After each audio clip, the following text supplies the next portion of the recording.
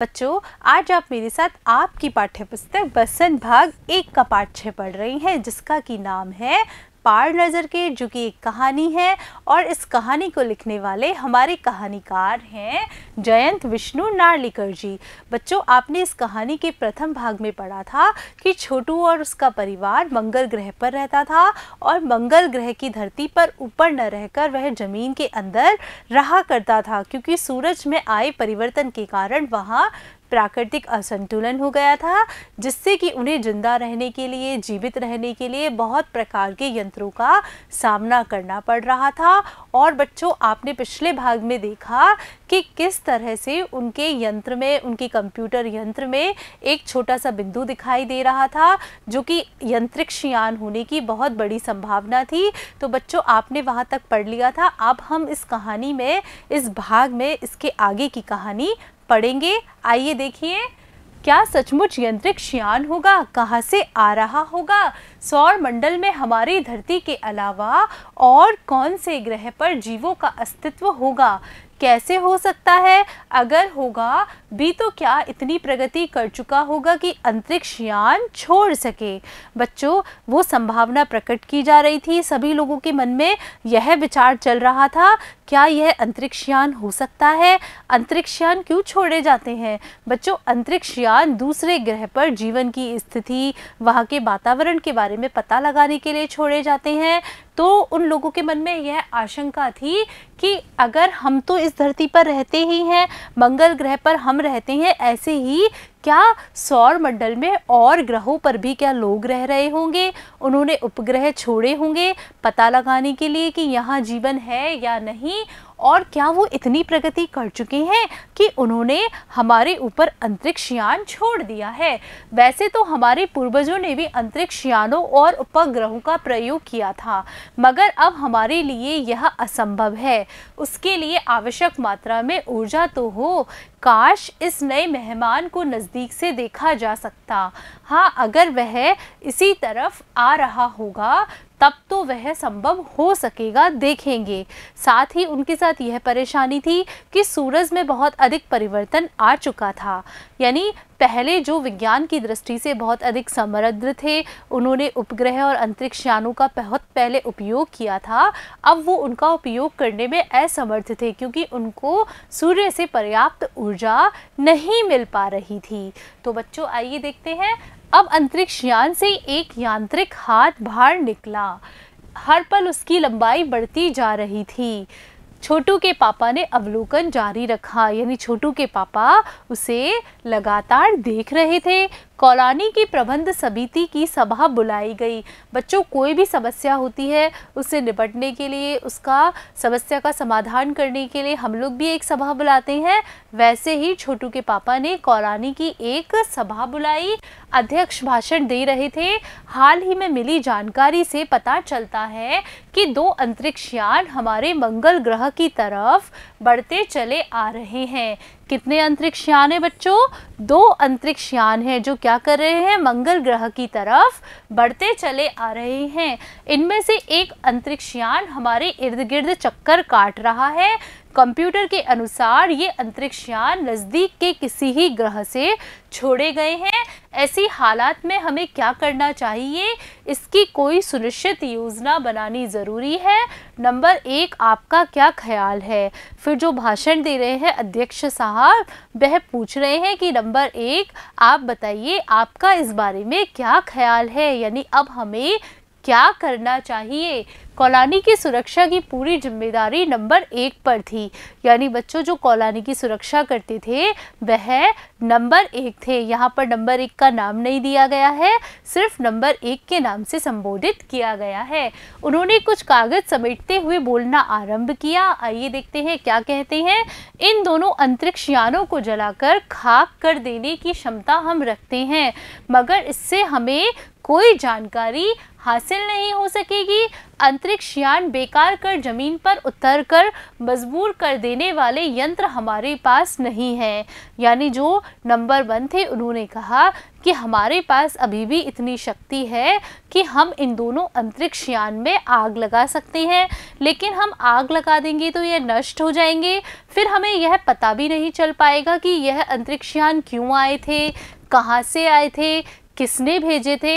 हम इन सारी जानकारियों से वंचित रह जाएंगे। और उनके सामने एक समस्या यह भी थी कि उनके पास अभी ऐसे यंत्र भी नहीं थे जो कि इन यंत्रों को बेकार कर कर उनकी ज़मीन पर उतार दे, क्योंकि बेकार होकर ज़मीन पर उतरेंगे तो उन्हें कुछ पता चलेगा कि इसमें क्या है, क्या इसके साथ कोई मानव आया है, जीव आया है, या ये क्यों आए हैं। इस तरह की जानकारी उन्हें नहीं मिल सकती अभी। हालांकि अगर ये अंतरिक्ष यान खुद ब खुद ज़मीन पर उतरते हैं तो उन्हें बेकार कर देने की क्षमता हम में अवश्य है। यानी अगर ये अंतरिक्ष यान खुद से उतरते हैं उनकी ज़मीन पर तो उतरने के बाद वह इनको बेकार कर सकते हैं। मेरी जानकारी के अनुसार इन अंतरिक्ष यानों में सिर्फ यंत्र है, किसी तरह के जीव इनमें सवार नहीं है। यानी उन्होंने पूरा जायजा कर लिया, पूरा निरीक्षण कर लिया, उसके बाद उन्होंने पाया कि इन अंतरिक्ष यानों में किसी प्रकार का कोई जीव नहीं है, सिर्फ यंत्र हैं। नंबर 1 की बात सही लगती है। नंबर 2 एक वैज्ञानिक थे। यानी नंबर 1 तो वो थे जिन पर की कॉलोनी की सुरक्षा प्रबंध समिति का जिम्मा था, और जो नंबर 2 हैं वह यहाँ एक वैज्ञानिक है। वे बोले कि हालांकि यंत्रों को बेकार कर देने में भी खतरा है, इनके बेकार होते ही दूसरे ग्रह के लोग हमारे बारे में जान जाएंगे, इसलिए मेरी राय में हमें सिर्फ अवलोकन करते रहना चाहिए। नंबर 2 जो एक वैज्ञानिक है उन्होंने सुझाव दिया कि अगर हम इनको बेकार कर देते हैं तो जो दूसरे ग्रह के लोग जिन्होंने कि इन्हें भेजा है वो जान जाएंगे या अनुमान लगा पाएंगे कि मंगल ग्रह पर भी कुछ लोग रहते हैं जिन्होंने कि हमारे यंत्रों को बेकार कर दिया है। इसलिए नंबर 2 का जो मानना था वह यह था कि हमें सिर्फ इनका निरंतर अवलोकन करना चाहिए, यानी इन्हें लगातार हमें देखते रहना चाहिए, इनकी हरकत देखनी चाहिए कि ये क्या करते हैं, उतरते हैं तो कितनी देर रुकते हैं, उतरकर क्या करते हैं। इन सारी गतिविधियों पर हमें नज़र रखनी चाहिए। जहाँ तक हो सके हमें अपने अस्तित्व को छिपाए रखना चाहिए, क्योंकि हो सकता है जिन लोगों ने अंतरिक्ष यान भेजे हैं वे कल को इनसे भी बड़े सक्षम अंतरिक्ष यान भेजें। हमें यहाँ का प्रबंध कुछ इस तरह का रखना चाहिए जिससे इन यंत्रों को यह गलतफहमी हो कि इस ज़मीन पर कोई भी चीज़ इतनी महत्वपूर्ण नहीं है कि जिससे कि वो लाभ उठा सकें।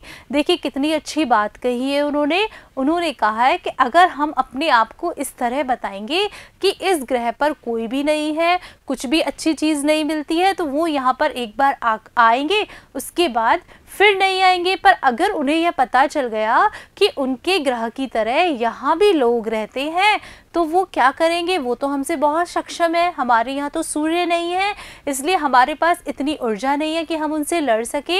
हो सकता है कि कल को वो इससे भी ज़्यादा अंतरिक्ष यान हमारे लिए भेज दे, इससे हम संकट में पड़ सकते हैं।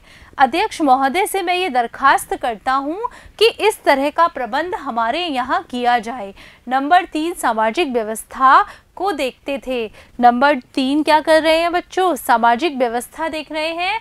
उनकी बात के जवाब में अध्यक्ष कुछ बोलने जा ही रहे थे कि फ़ोन की घंटी बजी। देखो क्या होता है, अध्यक्ष ने चोंगा उठाया। चोंगा यानी कि जो फ़ोन होता है उसका रिसीवर होता है, उसको चोंगा कहते हैं, जिससे कि हम बात करते हैं।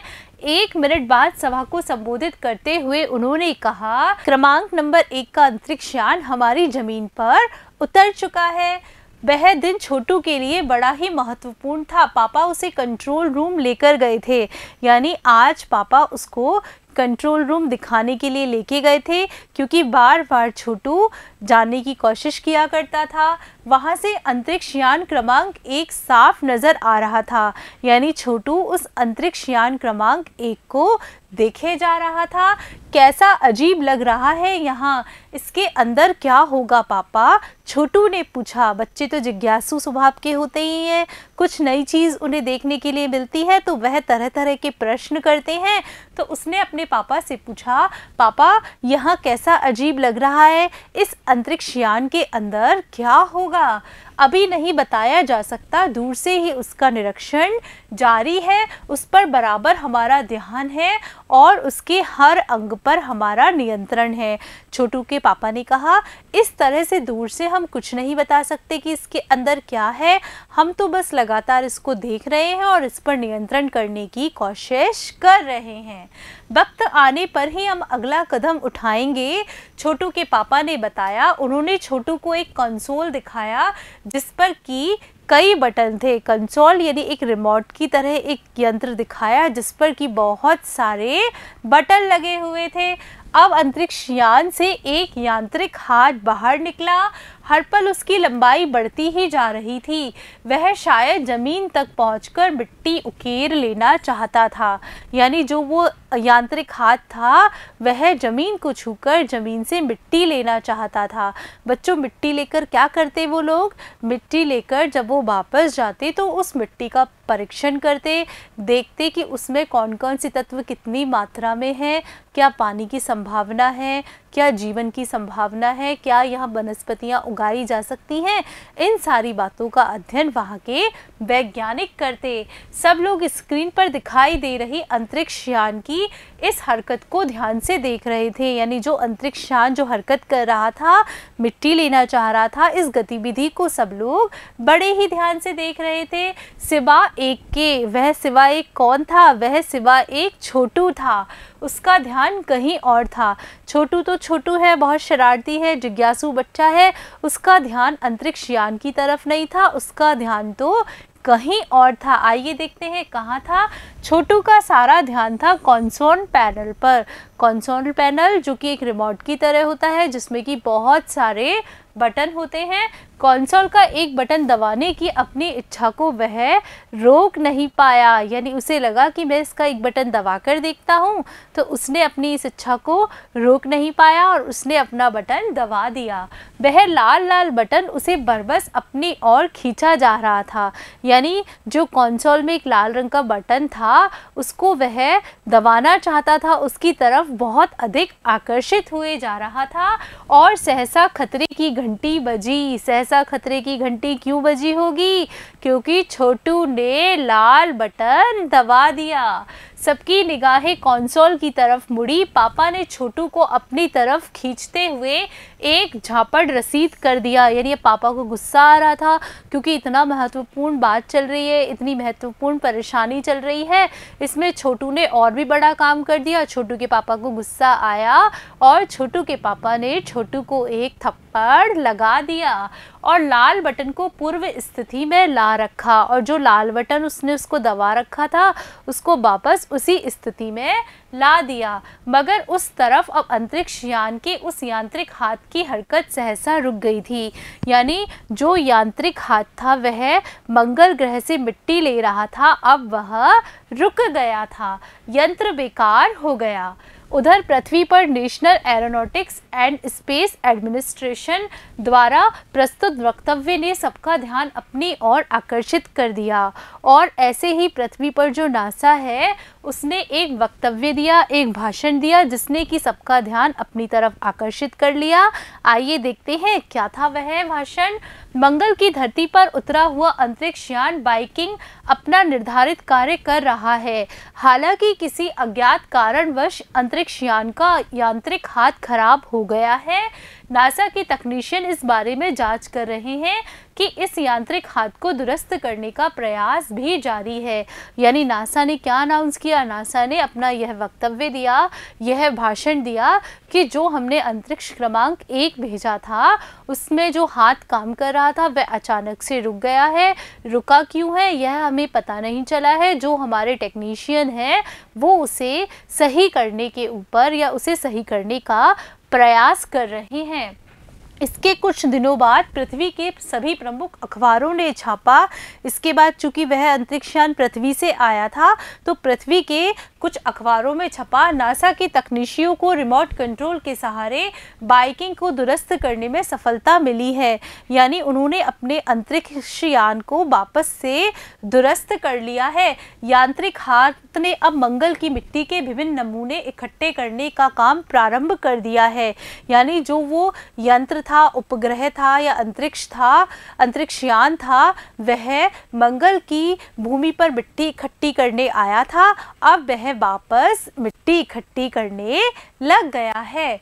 पृथ्वी के वैज्ञानिक मंगल की इस मिट्टी का अध्ययन करने के लिए बेहद उत्सुक थे, यानी उनको बहुत ही अधिक जिज्ञासा थी कि इस मंगल की मिट्टी में क्या निकलेगा। वह इसका अध्ययन करना चाहते थे। उन्हें उम्मीद थी कि इस मिट्टी के अध्ययन से इस बात का पता लगाया जा सकेगा कि क्या मंगल ग्रह पर भी पृथ्वी की तरह जीव सृष्टि का अस्तित्व है, यानी वो यह जानना चाहते थे कि जिस तरह पृथ्वी का वातावरण है, पृथ्वी पर पेड़ पौधे, जीव जंतु, मानव रहते हैं, उसी तरह क्या मंगल ग्रह पर भी लोगों को रखा जा सकता है या वहाँ पर भी लोग रह सकते हैं, वहाँ के वातावरण में जीव सृष्टि हो सकती है। यह प्रश्न आज भी एक रहस्य है और यह प्रश्न आज भी एक रहस्य है। बच्चों, आज आपने मेरे साथ आपकी पाठ्यपुस्तक बसंत भाग 1 का पाठ 6 पाठ नज़र की पढ़ा, जिसमें आपने देखा कि किस तरह से मंगल ग्रह पर सूर्य का परिवर्तन होता है और जो लोग ऊपर रह रहे होते हैं वह नीचे रहने लग जाते हैं, वहाँ की वनस्पति, जीव जंतु सब नष्ट हो जाते हैं। उसके साथ ही आपने देखा कि पृथ्वी की नासा ने एक अंतरिक्षयान मंगल ग्रह पर भेजा, यह पता लगाने के लिए कि वहाँ पर जीव सृष्टि है या नहीं। तो बच्चों, ये जो कहानी है यह आपको विज्ञान की तरफ आकर्षित करती है। वह यह बताती है कि पृथ्वी के अलावा भी बहुत सारे ग्रह हैं जिन पर की खोज जारी है। बच्चों, पाठ के अगले भाग में हम इस पाठ पर आधारित अभ्यास प्रश्न हल करेंगे। तब तक के लिए नमस्कार बच्चों।